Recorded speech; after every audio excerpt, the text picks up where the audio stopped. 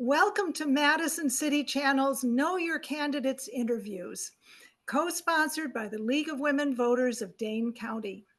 I'm your interviewer, Andrea Kaminsky, and I'd like to introduce Ulrike Dieterle, running for Alder in District 5.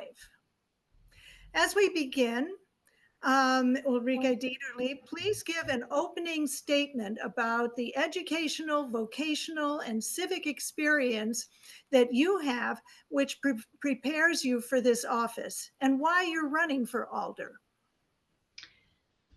Well, I think what prepares me is my very eclectic background. I was born in Germany, brought here by my parents without a word of English. I lived with a green card for a number of years before becoming a citizen, going through that process. Then I grew up in Cincinnati, Ohio, went to University of Cincinnati where I got my first master's degree. I taught for 8 years in a public high school before going back to school in Alabama. In fact, Tuscaloosa at the University of Alabama.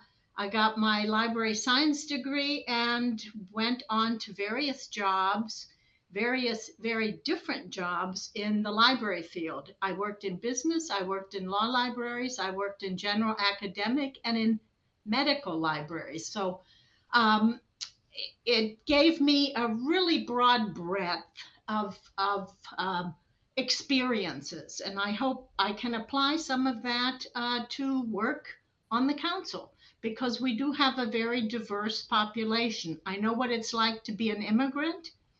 I know what it's like to have to learn a foreign language. Um, so I think those experiences will help me. Also, I do a lot of volunteering in the city right now. I've lived here for 35 years in the same house. And since retirement, I work with MSCR Pontoon Program. I work with the Madison Trust for Historic Preservation as a docent. I also have been co-president of my neighborhood association for 4 years. So I have a broad. Oh, and the other thing that was very important, I worked with our neighbors, five neighborhoods, to develop the Hoyt Park area neighborhood plan, which has since, it would need to be revived. We'll see what happens with that. But anyway, I have a lot of different experiences in Madison. I would like to apply what I know to the issues that come up in Common Council. And why I'm running, I guess the first thing is that I hope I can do a good job, maybe a better job than what has been done in the past on various issues. And I hope that I can communicate in a better way. I have neighbors who say to me, I don't know who my alder is. And I don't understand that. I will make sure that they know who their alder is. All right, thank you for that. How would you evaluate the city's current efforts to address homelessness and increase the amount of affordable housing? Are there additional steps the city should take to address these issues? Well, let me address the homelessness question first. I'm not sure we're doing a very good job. I think we could do better. Um, I know that a lot of improvements take money, but I also think there are a lot of things we can do by bringing people together, by bringing organizations together to help homeless individuals. Um, I have a local homeless man whom I see occasionally, and I talked to him. His name is Andrew. And in that terrible cold period, he was sitting outside. Um, I think if we look to our nonprofit organizations, our churches, our temples, maybe we have approximately 130 or 140 churches and temples in the Madison area, bringing them together and saying, hey, what can we do? How can you help? I know that a lot of churches, a lot of religious organizations already do a lot, but I also know because I live next door to one that some don't do much at all in this area. So I think there's an opportunity there. As far as affordable housing, it depends what we're talking about. Are we talking about affordable housing for very low income, or the thing that bothers me most is that we have so much development and so many units coming online at market rate. We really don't have enough that are affordable. And something needs to be done, and I'm not exactly sure how that would be worked out, but I think that needs to be looked at very clearly and carefully. Okay, thank you. What actions or programs would you support to enhance public safety in Madison? And in particular, what is your position on the use of body cameras by Madison police officers given the recent demonstration project? I think public safety, a lot more could be done. For instance, I have a lot of complaints when I was the co-president in our Sunset Village Community Association. And what I witnessed myself, there's a big problem with traffic, with running red lights, with running stop signs, just inconsiderate driving, um, speeding down residential streets. I know that the city has initiated one of their programs to reduce residential speed limits by 5 miles. But my big question is, we don't enforce the 25-mile limit, so how can we enforce the 20-mile limit? We don't have enough enforcement out there. We should be using technology as well as the MPD to do some more of that. I think it's a quality of life issue. Um, the other part of your question was body cams. I think the evidence is very clear on body cams.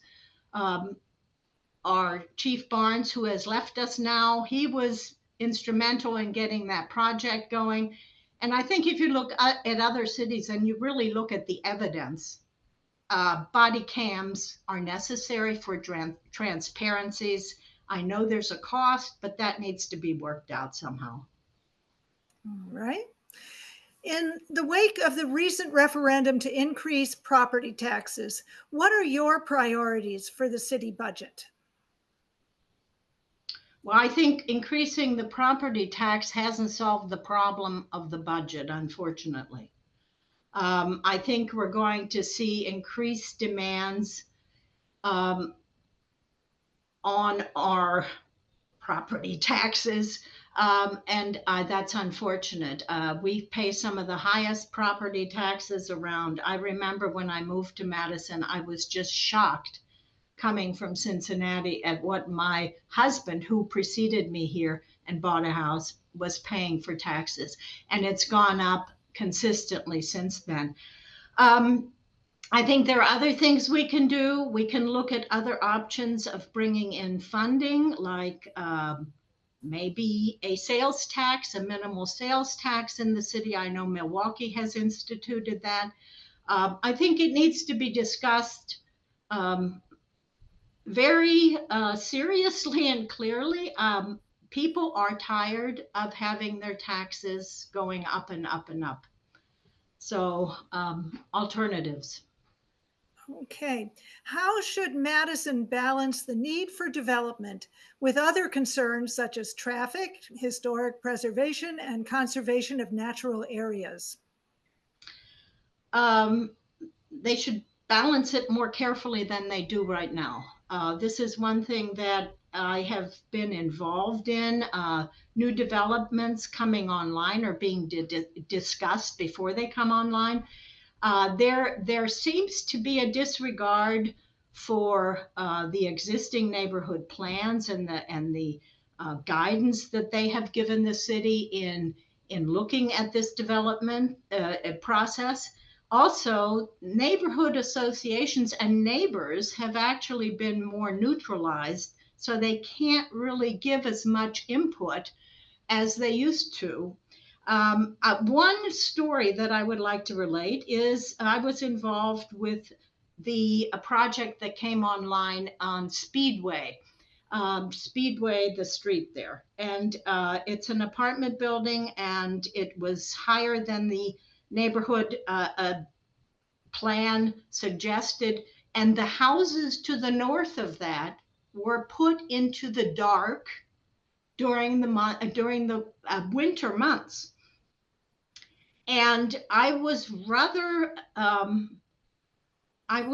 dismayed that our current alder did not support those neighbors, because if they wanted to put solar on their houses, it would have been impossible. It would have been unrealistic. So those neighbors have been put in the dark. They have before them a giant building. They get no summer breezes from coming over the street from the golf course. Those kinds of things, the quality of life is important. And I think quality of life brings with it a lot of other things, but that's the first and foremost thing I would want to focus in on. Okay. What are the most critical issues that you see facing the people in your own district? And what would you propose to address those? Well, I think I mentioned these already, but I think in our district, it's number one, traffic problems, traffic control. The property taxes, I've heard from people um, going up. I think those are two very big items. But I think also um, people are concerned about affordable housing. Generally, people are supportive of that if there is affordable housing involved in a development. So I would say probably in that order. Okay.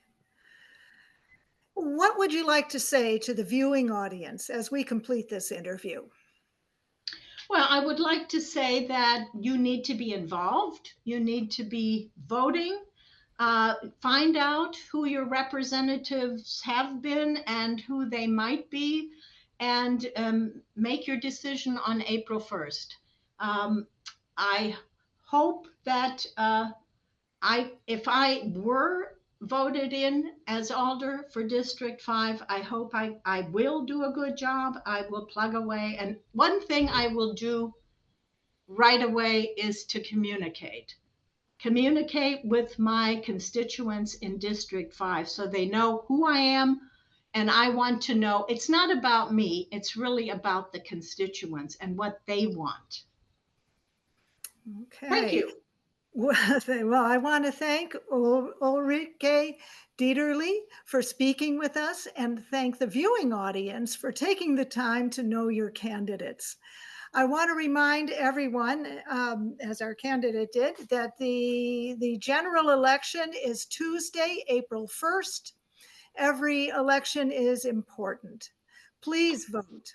And on behalf of Madison City Channel and the League of Women Voters of Dane County, thank you for joining us.